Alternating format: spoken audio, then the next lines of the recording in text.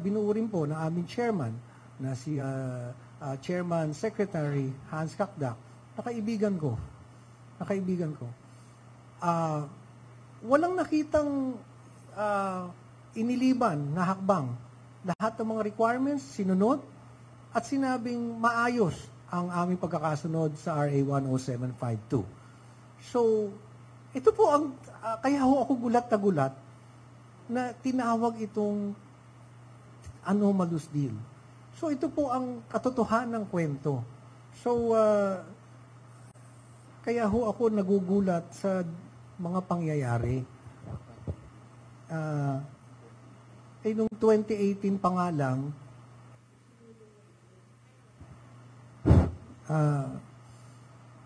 kaya nung sinasabi na hindi ito bagay sa OFW, nagulat ako. See, this is a project that we can consider a legacy project for our OFWs. Ang lupang ito, katabing-katabi lamang katapat ng Terminal 1 is 6,499 square meters. At makakapagtayo tayo doon ng, actually sa aming vision, paraiso nila eh. Ang nakakalungkot at nakakabigat ng dibdib, imbis na ito, papunta na tayo doon sa makita natin na mabuo ito, narito tayo, itong pinag-uusapan natin. Yun ang napakabigat. Pagkatapos napakaraming aligasyon sa akin. Saan ang galing? Sa isang papel na walang nakapirma, na ang dami-daming sinabi na kinita ko, hindi, pati nga yung numero hindi na nga magkasundo kung magkano. But let me tell you, to the OFWs I have been serving, hindi ko kayo pinagtaksilan, ginawa ko lang ito para sa inyong pagmamahal at wala po akong kinita dito. Walang ganun ito. Because Land Bank po ang nag-assess nito. As our government financial institution, it's the Land Bank who assessed the value and it is exactly the amount that OWA paid. So, hindi ko maintindihan kung bakit kailangang araw-arawin ako, nakaliwat kanan, nakausapin kayong lahat, na paulit-ulit sasabihin na may anomalya ang aking ginawa. At sana naman lang, binigyan ako ng pagkakataong makakausap.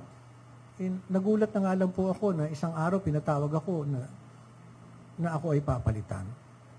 So, yun po ang nangyari dito. Hindi ko po ito itinago sa ito pong ganitong kagandang transaksyon. Bakit namin itatago ito? Itong transaksyon na to, o itong proyektong ito, gusto mong ibigay sa OFWs. Bakit po itatago ito? You're very, very transparent each step of what we have been doing. Again, may I emphasize, it started in the Senate. It's on record.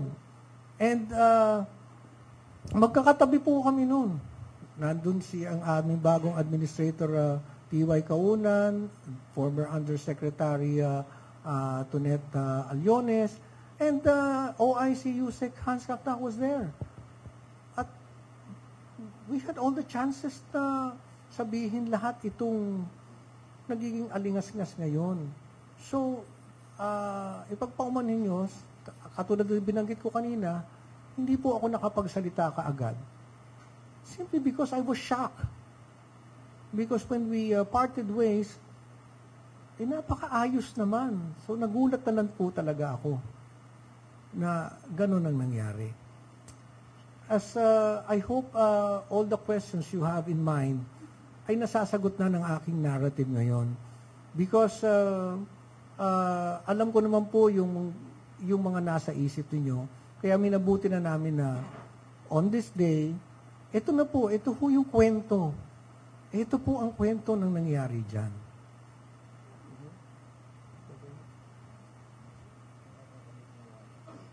One more thing. There's an issue na ito daw binili namin na hindi raw pwedeng tayuan.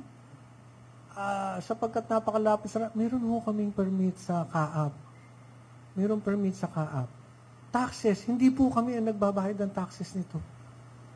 Hindi ho kami. So lahat ng mga kwento tungkol dyan, I am totally shocked at all the accusations. But again, I'd like to emphasize, nung dinala po namin to sa board at kami po ay binusisi, we were scrutinized. The technical working group came up with a report. Sinunod lahat. Sinunod pong lahat.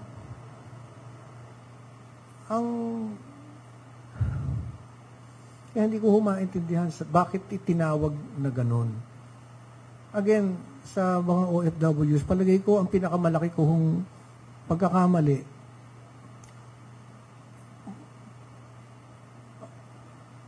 nung minsan po kami ang binilin po kasi sa akin lagi ay alagaan kayo. At nung po ako ay nasa show business, hindi po maramot ang pagkakataon na kami ay itrato laging VIP. At kung paano yung karanasan na yan, yun ang gusto kong maranasan ng mga OFWs. Hindi naging sapat sa akin na tawagin lang kayong bagong bayani. Gusto kong maramdaman nyo kung ano ang VIP. Kaya, araw-araw po akong nagtatrabaho para maramdaman nyo po yun. Hindi ko kayo pinagtaksilan, hindi ko kayo tinalikuran. Ito lang ay ginawa ko. Gusto kong isakabuhay ninyo kung ano ang tunay na pagmamahal sa OFW. Sana meron na kayo nito eh. Sana meron na kayo nito. Sa aking puso kasi mas mahalaga kung ano yung mapaparanas namin sa inyo, hindi yung napapanood nyo kaming ganito. So sa lahat ng OFWs, namimiss ko yung mga kinukulit-kulit nyo ako rito para humingi ng tulong. Kahit madalas, ang kulit, naging buhay ko na yan eh.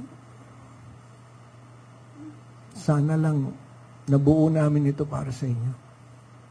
Thank you very much.